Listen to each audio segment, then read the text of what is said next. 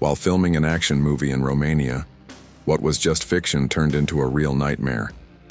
An armed gang invaded the set, and no one knew that Jason Statham was about to do something that Hollywood would never forget, and that the world never knew. Until now. Stay until the end and find out what happened that day. The mountains of Romania looked asleep that overcast morning. The air carried the scent of damp earth and cut wood, and the sound of cicadas echoed through the trees like a rhythmic hum. There, in a secluded clearing surrounded by dense forest, a film set stretched out like a makeshift military camp. Tents, audio equipment, camera tracks, prop explosives, and electrical cables snaking across the muddy ground. It was the third day of filming a new international thriller. The crew, brought in from all over the world, was spread out between trailers, support tents, spotlights, and toolboxes. It was a massive production, and moving silently in the middle of it all was Jason Statham. No bodyguards, no spotlight.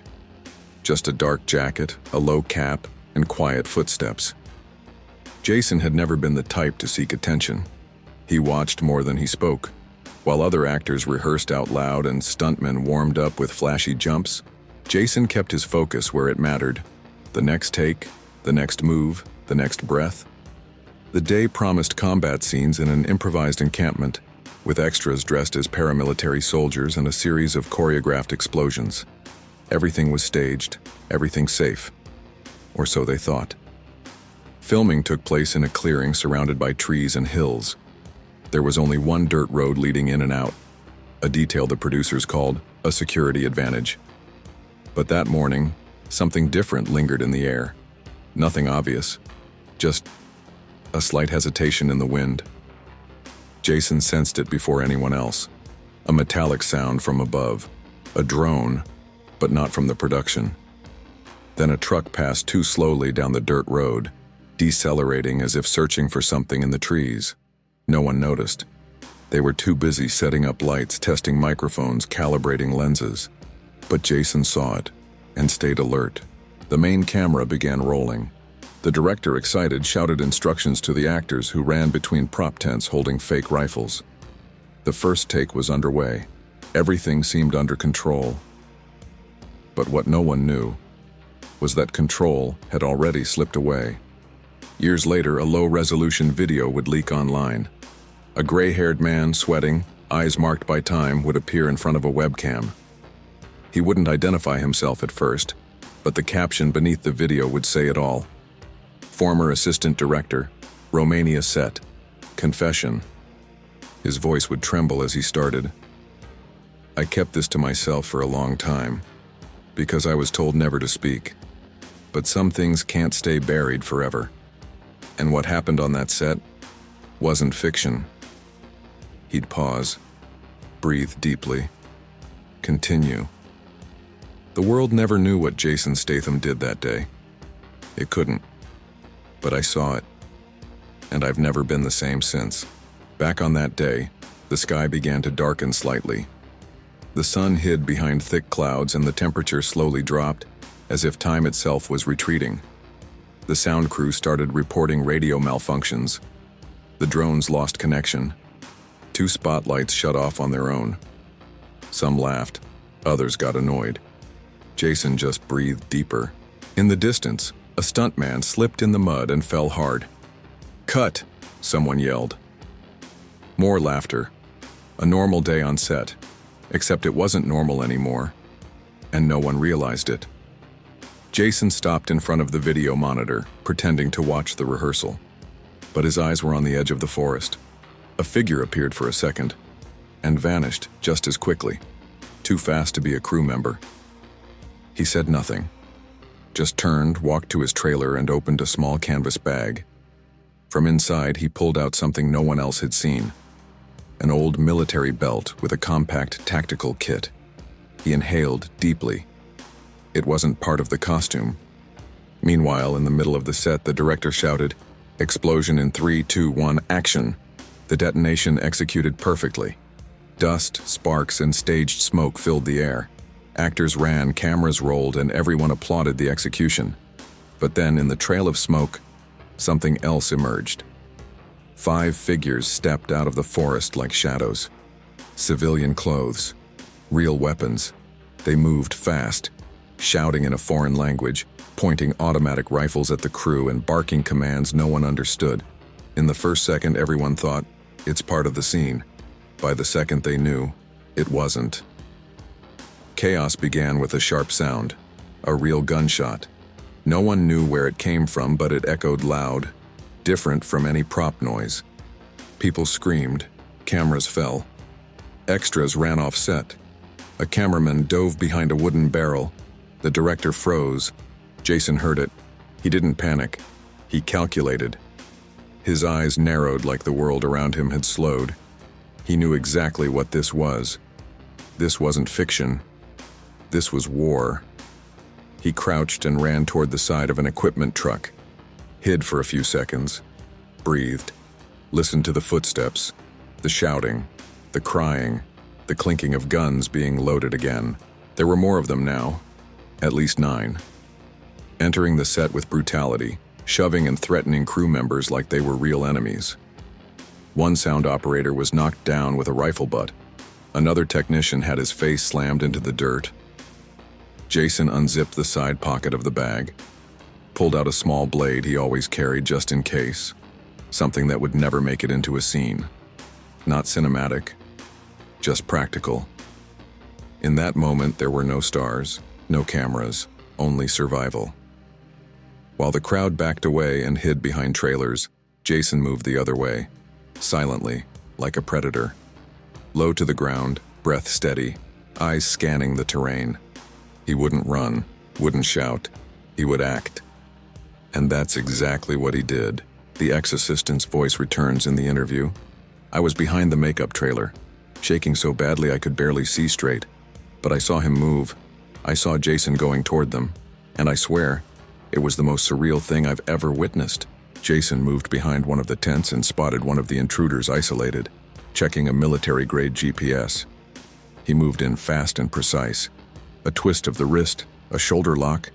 The man collapsed breathless, unconscious, the weapon still dangling from his hand, all in complete silence. 2 extras watched from a distance, frozen. They understood. Someone was fighting for them. And it was Jason. But that was only the beginning. And it was there, between the final take and the start of chaos, that someone truly pulled a trigger. And Jason knew there was no turning back. 2 extras watched from a distance, frozen. They understood. Someone was fighting for them. And it was Jason. But that was only the beginning. The scream came from inside the costume tent. A sharp, piercing sound that no one could immediately identify, but it sent chills down the spine of everyone who heard it. One of the costume assistants had been violently dragged out by 2 armed men. They pulled her to the center of the set, forcing her to her knees among cables and equipment cases. And in that exact moment, everyone realized they were in a nightmare. Not a stage scene, not a scheduling mishap. It was an attack, real, and no one was prepared. The cameras were still rolling. One of them, mounted on a track near the food tent, kept capturing everything. The operator had fled without stopping it. The lens was smudged with dust, but the recording continued. And through it, everything was documented. The hurried steps, the raised weapons, the destruction, the panic. For the first time, what was created to entertain became a silent witness to a moment of terror.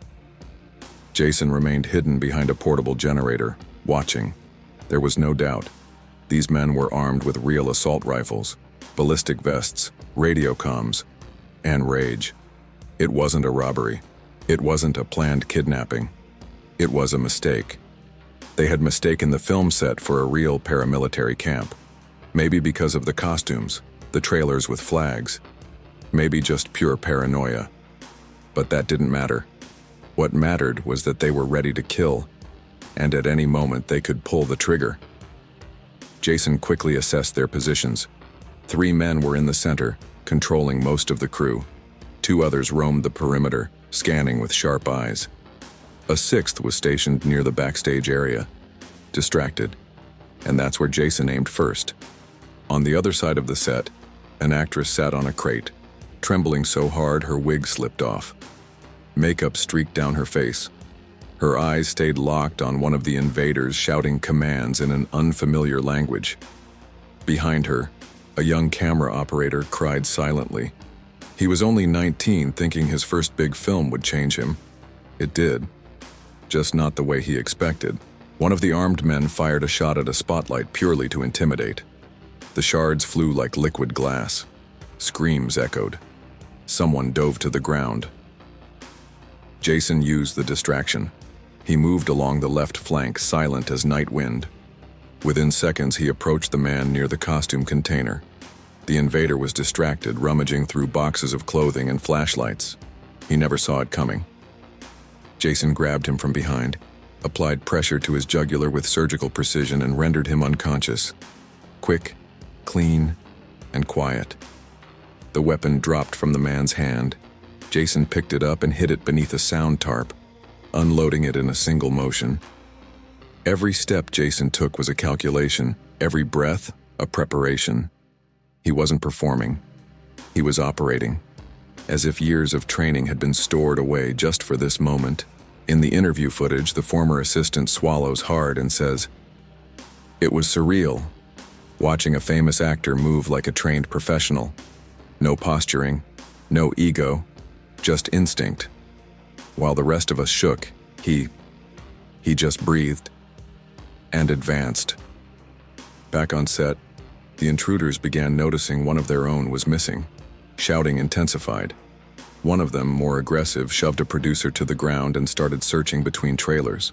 The leader of the group, a man with a thick beard and eyes red with fury, barked orders while kicking over crates and microphones. Jason knew time was running out. If he didn't act soon, someone would be executed. But he also knew, if he moved wrong, it would be the end for everyone. He crept through a line of stacked barrels. The smoke from the staged explosion still lingered in the air, helping mask his movements. The sun, now hidden behind thick clouds, cast the set in a cold, metallic gray. Everything felt out of place. And then, he saw it.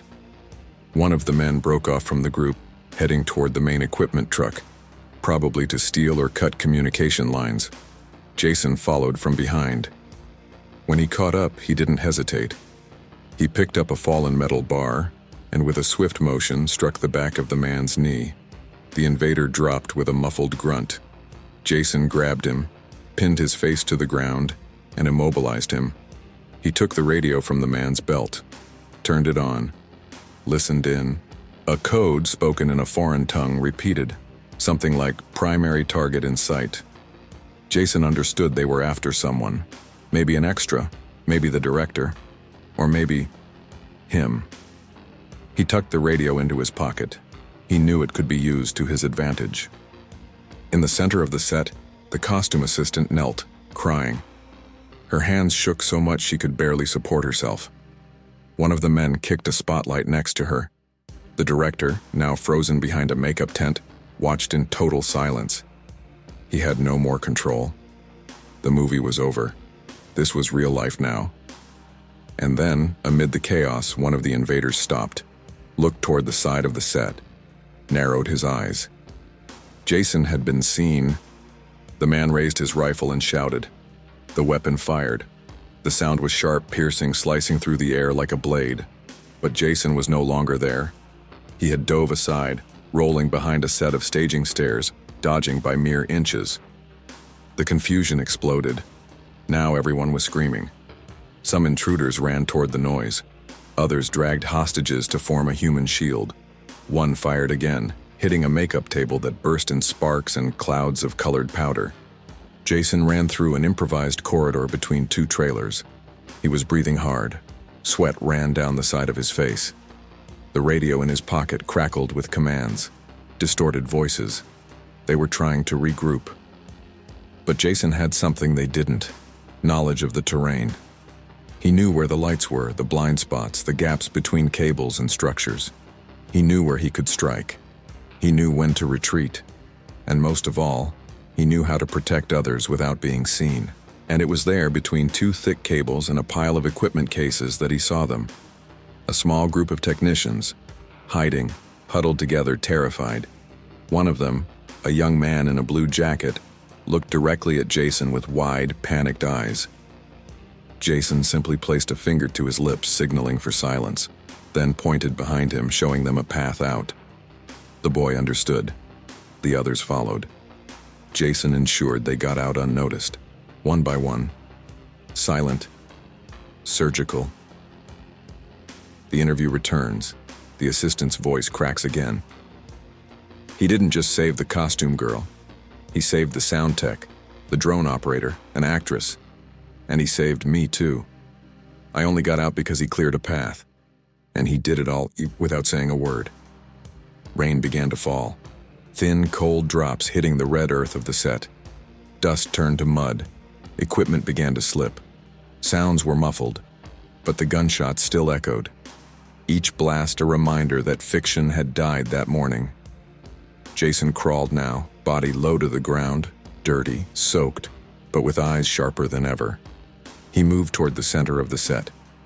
He knew the leader was there. He knew the man had something more. And then he saw it. A grenade, clipped to the vest. Pin loosened. The man was yelling, threatening everyone around him. Jason stopped, looked around. He knew he only had one chance. And in that instant, as the rain concealed the screams and terror stained every inch of the set, Jason knew that his next move could cost every life there, or save them all forever. The grenade was there. Its pin dangled loosely, nearly falling. The invader carrying it was shouting with clenched fists, gesturing wildly with one hand while holding a hostage by the collar with the other. His eyes were burning, his face tense, the veins in his neck bulging like steel cables. The rain intensified. Heavy drops fell over the mud, turning the set into unstable, slippery, filthy ground. The extras trembled from cold and fear, pressed between electrical cables and soaked costume boxes. The tech crew clustered behind trailers, trying to breathe, trying not to make a sound. And among all of them, one man moved. Jason was a specter, a shadow between soaked tarps and metal scaffolding. The hood of his jacket covered part of his face, but his eyes were open, calculating distance, weight, angles. Like a diver about to break the surface, he held his breath, muscles loose, mind sharp. He knew that man, the leader, wouldn't hesitate. He wasn't bluffing. The tension in his shoulders, the rigidity of his movements, the way he held the grenade, it wasn't theatrical. He was ready to explode, but he was also distracted, and that, for Jason, was all he needed. Jason moved behind an improvised wall made of film banners. The tarp vibrated with wind and water, hiding his footsteps. A sound technician, crouched behind a cart of microphones, locked eyes with Jason for a brief second, panic flooding his face. Jason simply motioned with his hand. Silence was the only chance. Behind a production truck, Jason found the unconscious body of one of the invaders he had neutralized minutes earlier. The weapon still dangled from the man's hand. Jason kicked it away and knelt, checking his breathing. He was alive, but out. The grenade was a different threat. It demanded precision. One wrong move, one wrong sound, and it would all be over. Jason scanned the space. The leader was in the center with 3 men surrounding him. The hostages knelt in a circle, hands on their heads. 2 more intruders circled the perimeter of the set, watching the back. And Jason was there, invisible among shadows, like a predator who doesn't choose the moment by urgency, but by certainty. In the interview footage, the former assistant is visibly moved. I saw him move like the whole world had stopped. He wasn't panicking, he wasn't running, he wasn't shaking, he was breathing, like he knew there was only him and the target, nothing else. The decision came in an instant. Jason left the cover of the tarp and ran low to the ground, toward a pile of toppled lighting equipment. One of the cases was open. Inside, metal tripods and iron rods. He grabbed one, heavy, about 1 meter long, enough. He crept up behind one of the smaller trailers, peeking through the wooden slats and metal gaps. The rain continued to pour, the wind howling through the trees. The noise of the real world masked his steps. The leader was now shouting at the cameras.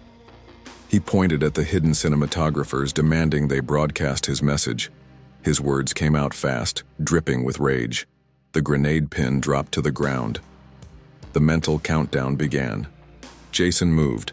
Straight line, fast, without hesitation. His body seemed to float through the chaos. His feet didn't slip. His shoulders didn't tremble. The iron bar in hand, his gaze sharp like a blade. The first strike landed on the leader's forearm, disarming him mid-motion. The grenade dropped, but Jason was already diving after it. With both hands, he grabbed the object firmly and threw it over the closest truck, into a clear area of the set. The explosion came 2 seconds later, dull, muffled, yet powerful. Nearby trees swayed from the force. Dust and leaves flew in every direction. The confusion gave way. The invader fell backward, dazed. The hostages screamed. One of the captors raised his weapon, but Jason was quicker. The iron bar cracked the man's shoulder with a loud snap.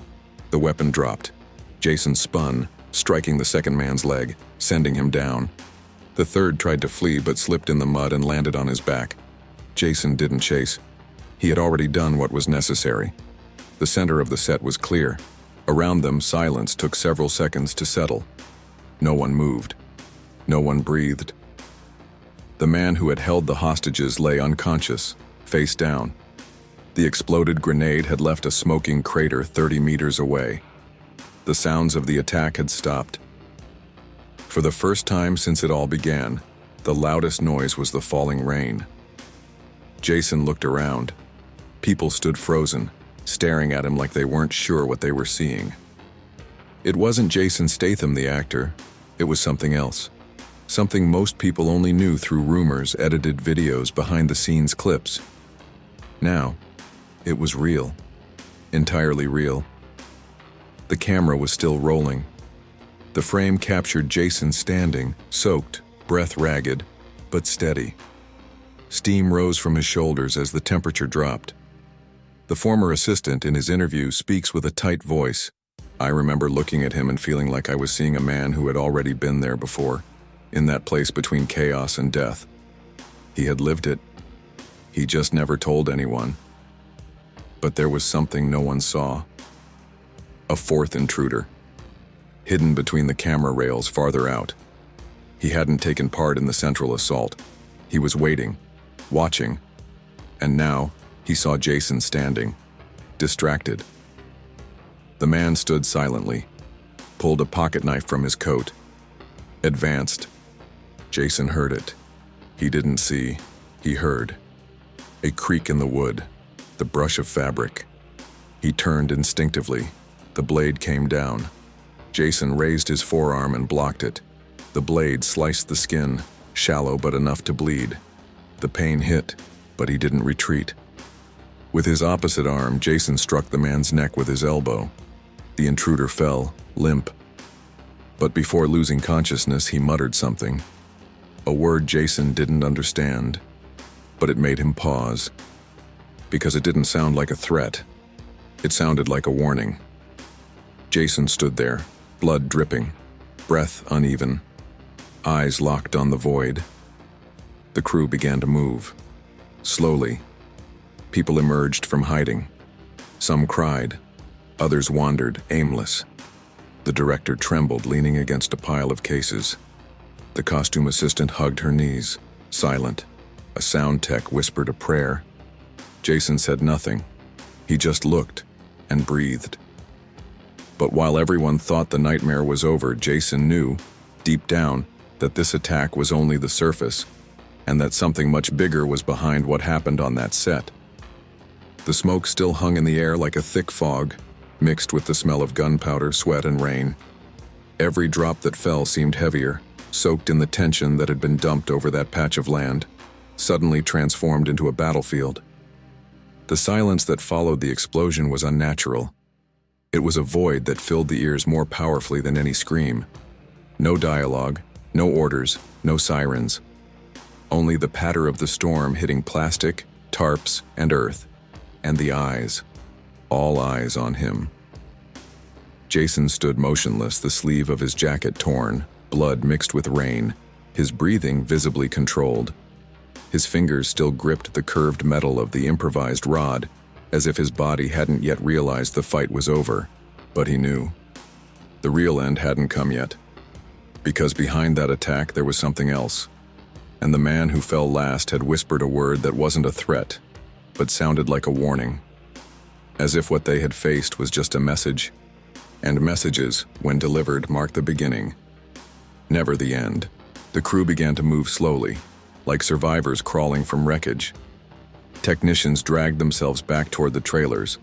Actors hugged each other in silence. A stuntman, who had fallen from a scaffolding during the invasion, bled from his forehead and tried to stand without help.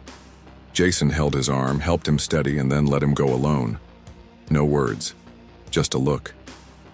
The director was on his knees, hands dirty with soil, eyes wide open. He was shaking, unable to give any order. His voice had vanished. He didn't know what to do. He had spent his life directing scenes of war, explosions, fictional massacres. But now he was a prisoner of silence. Jason crossed the set toward the central group of freed hostages. Some looked at him with respect, others in disbelief. A costume assistant, still in shock, tried to understand how this had happened. An actor known for playing villains trembled like a child. And in the middle of that emotional storm, Jason just walked, one step at a time, as if still listening to something the others couldn't hear. Hours later, the first vehicles arrived. A black SUV with no markings. 2 men in suits stepped out quickly. No sirens, no visible badges. They weren't police. They were studio representatives. Their priority wasn't to help. It was to contain. They moved fast, talking on cell phones, handing out folders, calling directors into trailers. Instructions spread like wartime orders. Footage was to be confiscated, cameras reviewed, raw material deleted. The hostages would be taken to hotels under silence contracts, doctors hired off record, no official report, no police file.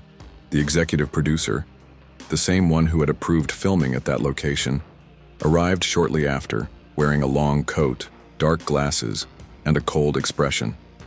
She spoke to Jason for less than 30 seconds. He simply listened, didn't argue, didn't resist. He just nodded like someone who already knew exactly how this would end. In the interview recorded years later, the former assistant says, "They told us that if the story leaked, the studio would lose millions, that no one would believe it, that the public would think it was some marketing stunt, that lawsuits would come from every direction, and if anyone talked, their career would be over." He swallows hard. Jason didn't say a word, never spoke to the press, never gave an interview. He just vanished from the set hours later with the same old backpack on his back. And I only realized he had left when I looked at the costume bench and saw his cap folded there, like a silent full stop. As the trailers were emptied, the set was dismantled, the tents taken down, the banners folded, the lighting gear loaded into trucks. Everything that could remind people of what had happened would disappear within hours. But the people would remember. Eyes remember. And so do the nights. Jason sat on the last step of the makeup trailer, eyes turned to the sky. The rain had stopped. Now, only the scent of wet earth remained, and something else. Something only felt by those who've stood at the edge of losing everything. He didn't carry pride. There was no triumph in his chest, only a weight that seemed to grow heavier as the world returned to its normal rhythm, as if saving everyone had an invisible, silent cost. The ex-assistant concludes, "I stayed quiet for years, because they made everyone sign papers, because they promised things and threatened others. But what made me swallow it all even longer was him, Jason, because he never sought credit, never asked for anything in return.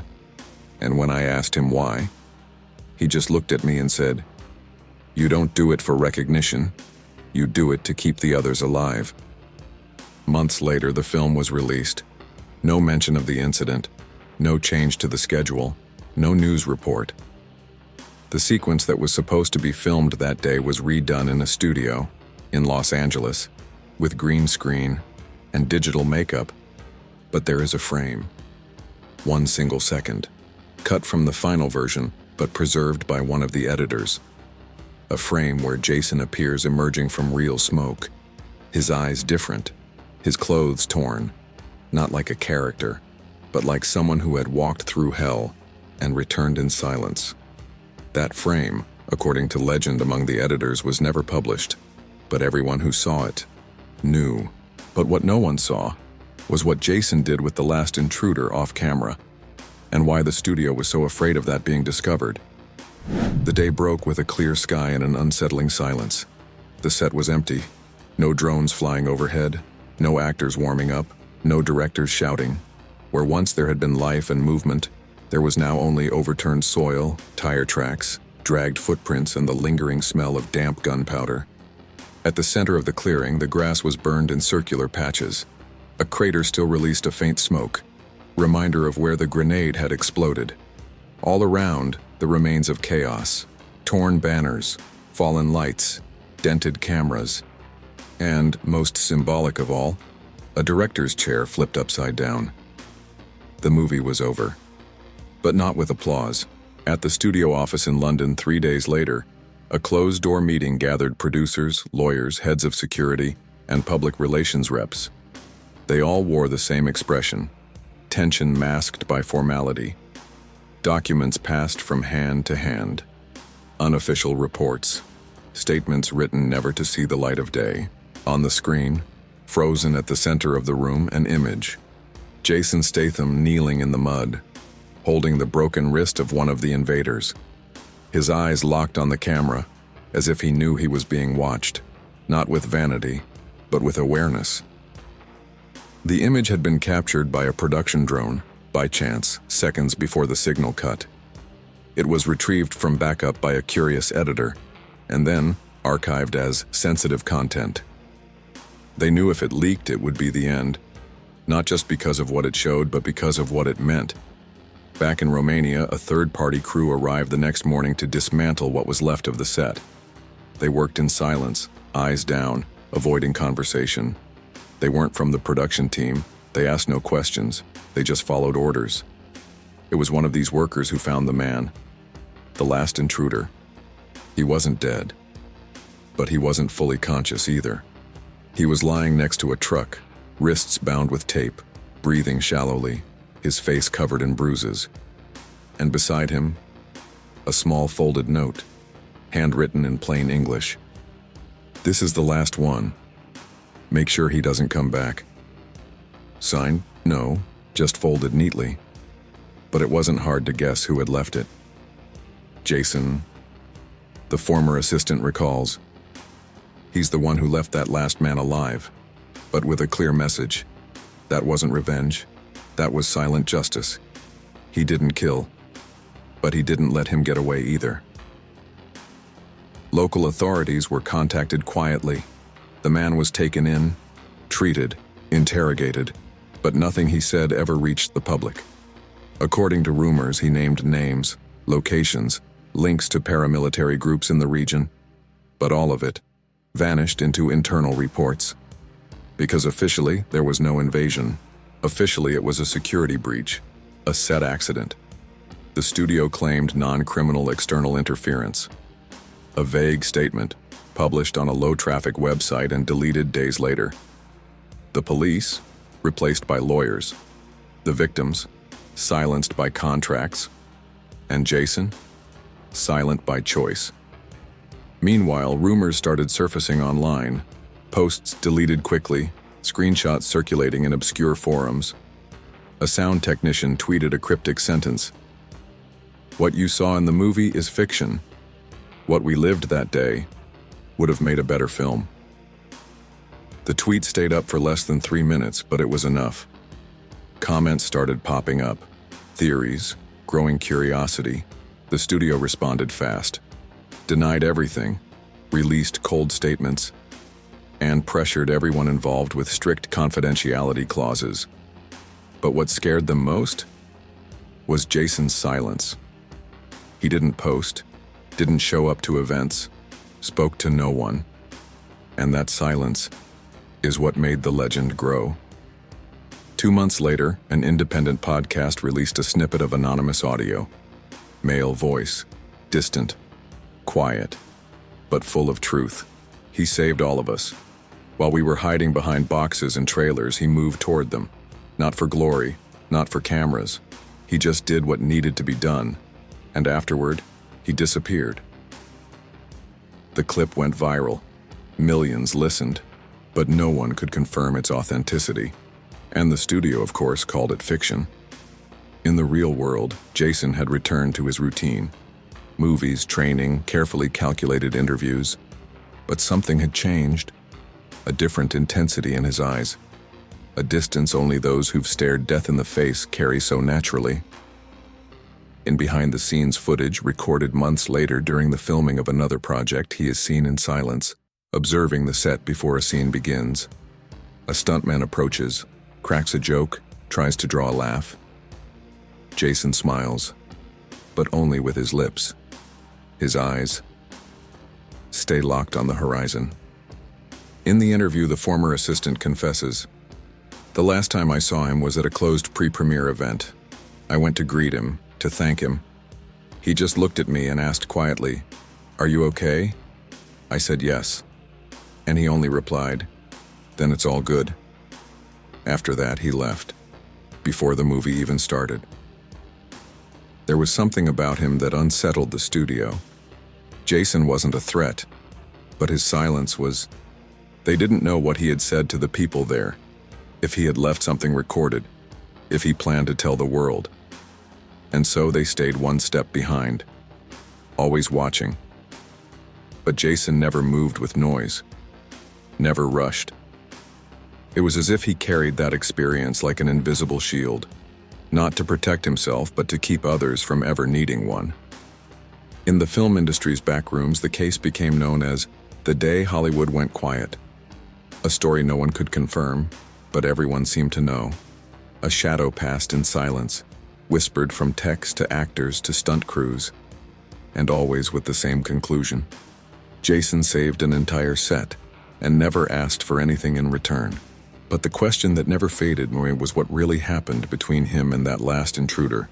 What was said, what was understood, and why, to this day, Jason has never told anyone.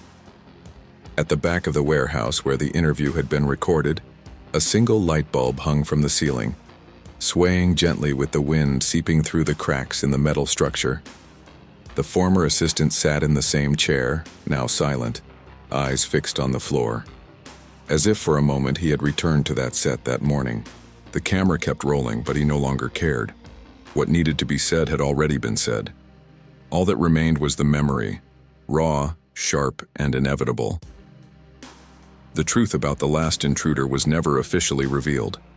Most of those present didn't even know there had been a final moment. For everyone else, the story ended with Jason saving the hostages, the controlled grenade explosion, and the silence that followed. But that's not how it ended. Because after the chaos, after the collective relief when everyone thought it was over, Jason noticed one more man. One who hadn't run, who hadn't shouted, who hadn't fallen. A man who had hidden until everyone believed it was finished.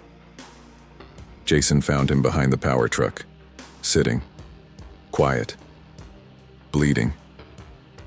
The intruder didn't resist, didn't raise a weapon, didn't beg. He looked at Jason with a kind of exhaustion that can't be taught, the kind of weight that only lives in the eyes of those who've seen things they'd rather forget. Jason approached cautiously, no weapon in hand. The storm had stopped. The mud was thick.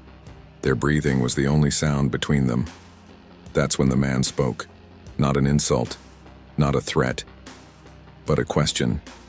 Just one. Jason didn't answer. He simply knelt in front of him, looked into his eyes, and understood. There was no need for more violence, no glory in that moment. The tape used to restrain him was wrapped without pain. The man didn't fight, didn't cry, just accepted. Beside him, Jason left the note, and with a silent gesture, he walked away. The former assistant continues. I heard him walking back, alone, his boots sinking in the mud. He was hurt, dirty, exhausted. But there was a calm in his face, like he'd done what needed to be done, not what he wanted to. Jason wasn't a hero. He was a reminder. Months later, Jason was back on set for another film, a police drama in another country. The crew was new, the environment controlled, but a few veterans from the previous set had been called in for technical roles, and every one of them noticed how different he moved now. Fewer improvised lines, more silence, more care with each person on set. He passed quietly through the backstage, observing security, checking emergency exits, discreetly. And if anyone noticed, he'd just say it was habit, but it wasn't. It was a scar. One day, during a break in filming, Jason was seen sitting alone on top of an equipment container, staring at the sky. A stuntman approached and asked if he was okay. Jason didn't respond right away. He just pointed toward the horizon and said almost in a whisper, "On that day, no one saw, but I wasn't the only one who bled."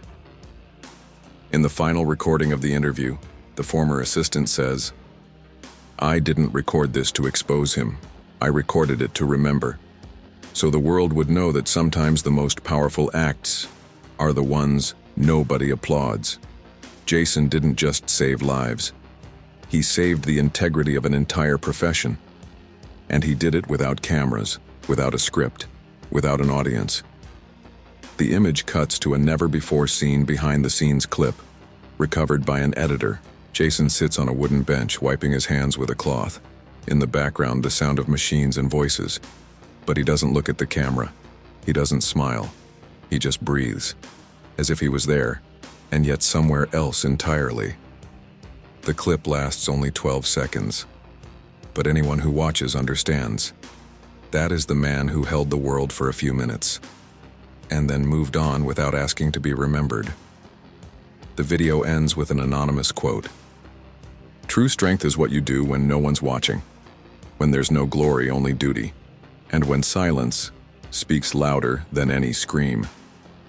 Days after the leaked interview went viral, the original recording vanished from the internet. Accounts were taken down, links broken, re-uploaded videos removed by court order. But the story didn't disappear, because something had changed. People started to remember, to share, to whisper. And on a hidden wall in a London studio where stuntmen signed cracked helmets and training tape, someone wrote with a red marker, "He saved all of us," and never said a word. Jason never commented on the interview, never confirmed, never denied. But during his last public appearance months later, as he walked alone toward the entrance of a charity event, a reporter shouted from a distance, "Jason, is it true what they say about the attack in Romania?" He paused for a second, looked back, and just smiled with his eyes, as if to say, "If you know, then that's enough." Final line of the story. You don't earn respect by shouting, you earn it with silence. And by surviving the hit, as if it never touched you. Jason never asked for credit. He never talked about what he did. But today, this story needs to be told.